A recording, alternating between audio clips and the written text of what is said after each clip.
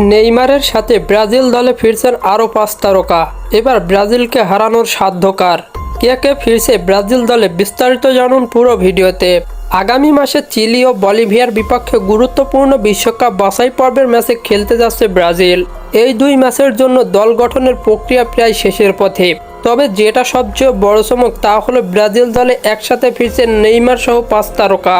Neymar injury থেকে সুস্থ হয়ে আবারও মাঠে ফেরার অপেক্ষায়। তার উপস্থিতি ব্রাজিলের আক্রমণ ভাগ্যে আরও শক্তিশালী করবে। অন্যদিকে রক্ষণ ভাগে আবারও দেখা যাবে থিয়াগো সিলভাকে। মাঝমাঠে ফেরত আসছেন লুকাস পাকুয়েতা ও অস্কার।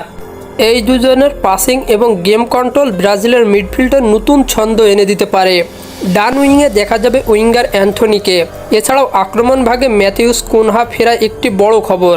এই 5 জন অভিজ্ঞ এবং প্রতিভাবান তারকার প্রত্যাবর্তনে দল যেন আবারও তার পূর্ণ শক্তি ফিরে পাচ্ছে। কোচ কার্লো আনচেলত্তি নতুন ও পুরাতনদের মিশ্রণে একটি ভারসাম্যপূর্ণ দল গড়ার চেষ্টা করছেন।